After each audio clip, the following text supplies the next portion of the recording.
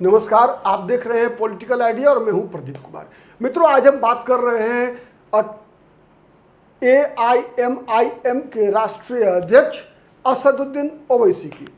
Operation सिंदूर, पता है आपको क्यों हुआ ऑपरेशन सिंदूर? पहलगाम में जिस प्रकार से 27 लोगों की हत्या की गई आतंकवादियों के द्वारा, उसके बाद भारत की सरकार ने जिस प्रकार से पाकिस्तान में जो टेरर कैंप्स थे, उन कैंप्स पर 9 कैंप्स पर विगत 6 अप्रैल को जिस प्रकार से सबको नेस्तनाबूद कर दिया, उसके बाद एक झड़प पाकिस्तान के साथ हुई। फिर उस झड़प को 10 तारीख को 4 दिन के बाद उसे बंद कराया गया। कहा जाता है, कई लोग अलग अलग विचार है, लेकिन हम तो भारत की सरकार का जो ऑफिशियल जो प्रेस कॉन्फ्रेंस है उसमें दिए गए मत है उस पर भरोसा करते हैं। तो फिर पाकिस्तान के DGMO ने भारत से संपर्क किया और दोनों के बीच जो बातचीत हुई, उसके बाद जो सहमति बनी, उसके तहत ये युद्ध विराम लागू हुआ। लेकिन भारत सरकार का कहना है कि हमारा ऑपरेशन सिंदूर जारी है। अब आज हम जानने का प्रयास ये करते हैं कि असदुद्दीन ओवैसी का जो बदला हुआ रूप, एक नया रूप आपको दिखा होगा इस पहलगाम इंसिडेंट और ऑपरेशन सिंदूर के बाद। आपको पता है कि देश की तरफ से, भारत की तरफ से, सरकार की तरफ से जो 7 टीमें पूरे दुनिया में कई देशों का दौरा करके लगभग 33 देशों का दौरा किया है, उस टीम में एक टीम का सर्वदलीय जो प्रतिनिधिमंडल था, उसमें एक टीम का नेतृत्व ओवैसी साहब भी कर रहे थे। और ओवैसी की टीम विशेष रूप से मिडिल ईस्ट के देशों में गई थी और वहां जाकर जिस प्रकार से भारत के पक्ष को उनकी टीम ने रखा, असदुद्दीन ओवैसी ने जिस प्रकार के शब्दों से पाकिस्तान को, पाकिस्तान के प्रधानमंत्री को, पाकिस्तान के सेनाध्यक्ष को जिस प्रकार से मुंहतोड़ जवाब दिया है, काफी प्रशंसा के काबिल है। असदुद्दीन ओवैसी इस मामले में कहीं कोई दो मत नहीं है।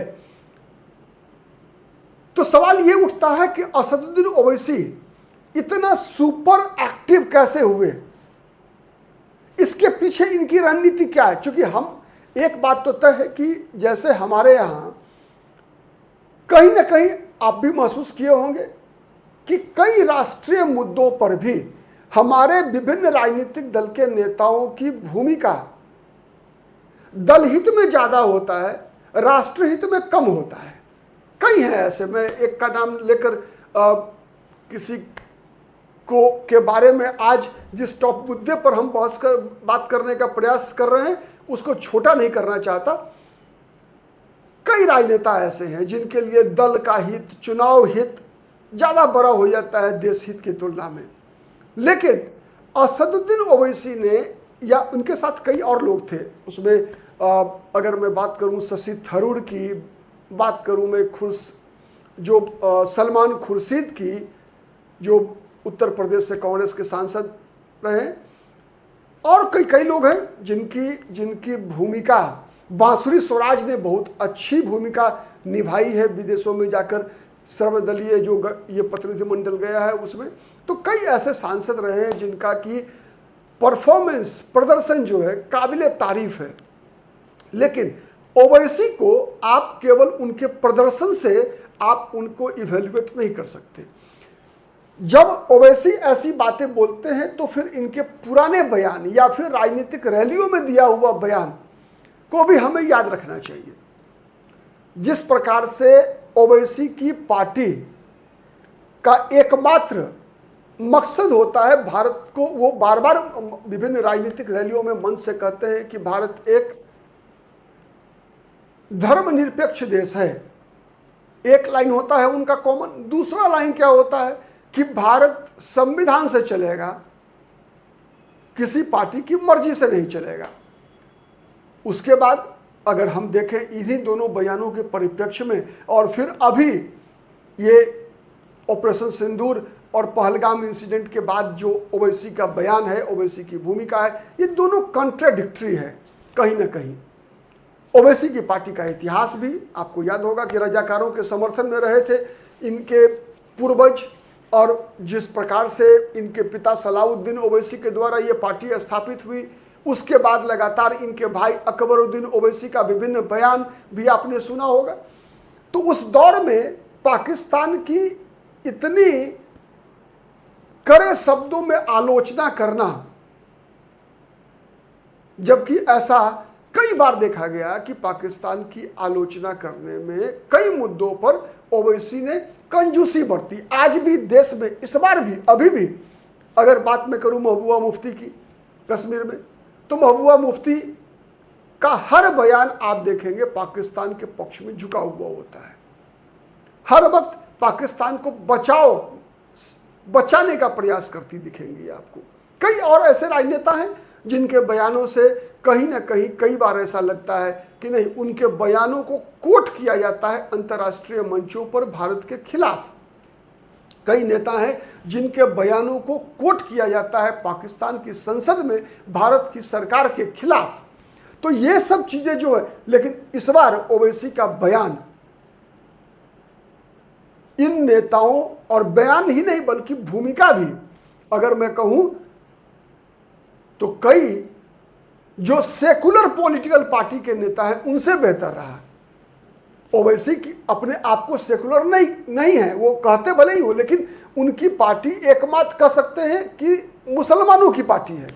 नाम में भी वही है, इत्तेहादुल मुसलमीन। ठीक है, तो इसलिए इस पर कोई शक करने की जरूरत नहीं है। उनका बयान भी खुलेआम रहता है पब्लिक फोरम पे। लेकिन इस बार का बयान जो है, एक राष्ट्रीय नेता के रूप में उनका लगातार बयान आता रहा, तो सबसे पहला महत्व का सवाल ये उठता है कि क्या ओवैसी अपने आप को बदलने का प्रयास कर रहे हैं? अगर वो बदलने का प्रयास कर रहे हैं तब तो फिर इस क्रम को लगातार जारी रखना होगा ओवैसी को। क्या इसको अफोर्ड कर पाएंगे ओवैसी? ये दूसरा सवाल बनता है कि क्या अगर ओवैसी जैसा व्यक्ति अब अगर सेकुलर बनने का प्रयास करे तो क्या अपनी राजनीतिक हैसियत को बरकरार रख पाएंगे ओवैसी, या फिर उनका राजनीतिक आधार ही खत्म हो जाएगा? क्योंकि उनका राजनीतिक आधार जो बना हुआ है वो बना हुआ है हिंदू विरोध के नाम पर।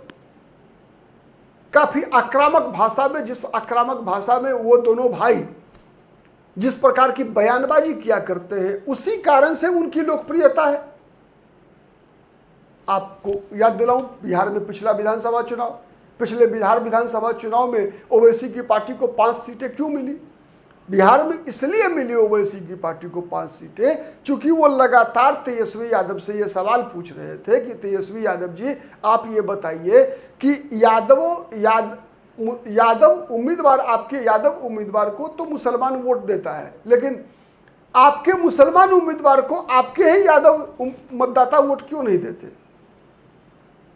तो इस प्रकार के सवाल पूछकर जो है असदुद्दीन ओवैसी निश्चित रूप से तेजस्वी यादव को कटघरे में खड़ा करते हैं।